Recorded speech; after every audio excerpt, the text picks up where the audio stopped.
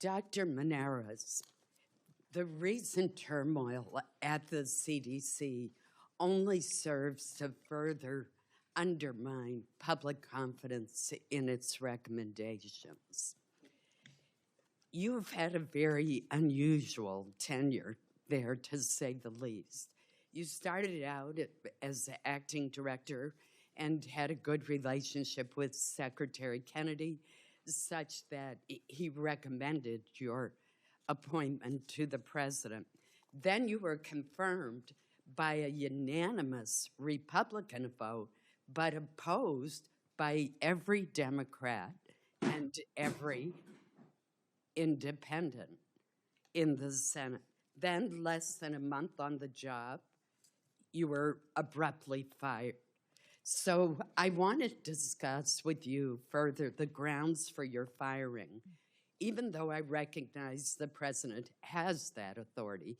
But as many of us have said, we just changed the law to make the CDC director appointed or confirmed by the Senate. And thus, we have a duty here. First of all, Secretary Kennedy replaced every single member of the advisory committee. Did he consult with you about any of the replacements? No. When you met with him on August 25th, you have testified that he asked you to approve the recommendations of the new members of the committee, regardless of what they were. Is that correct? That is correct. So Secretary Kennedy, in testimony before the Finance Committee, has denied asking you to do that. Is there any doubt? Could you describe the discussion that you had on that issue? Yeah, I'm happy to. The secretary in that morning meeting was very upset, very animated, and he said, with regard to that particular topic, I have heard that you may not sign off on the forthcoming ACIP recommendations. And I said, I cannot sign off on something before I see the data and the evidence.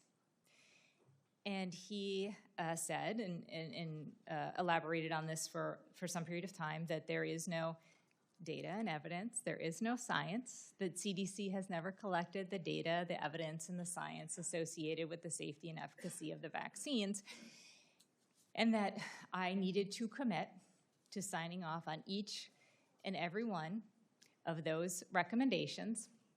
And if I could not commit to that, I needed to resign. What are the implications for public health if important scientific decisions at the CDC are made by the political staff rather than the career scientists? It concerns me. It really concerns me. As you are aware, and Dr. Oury can elaborate on, these are very important, highly technical discussions that have life-saving implications for our children and others who need vaccines. And if you don't have the commensurate skill sets or the ability to ask the right questions, and you're willing to sign off on decisions that are not made with the best available data and evidence, it does put at risk our children. It puts at risk others who need these vaccines, and it takes us into a very dangerous place in public health. Dr. Oury, did HHS's response to the measles outbreak earlier this year differ from its response to other infectious disease outbreaks in your previous interactions with the department? Yes, in several ways. First, I never briefed the secretary, as did the center director who oversaw measles never briefed the secretary. In an outbreak response, usually you would be briefing leadership. The second thing is he said things like vaccines had fetal parts, and I had to send a note to our leadership team to correct that misinformation. We were also asked to include things like budesonide and clarithromycin in our toolkits for physicians, and I couldn't allow that as there wasn't evidence for that and would result in harm. Thank you.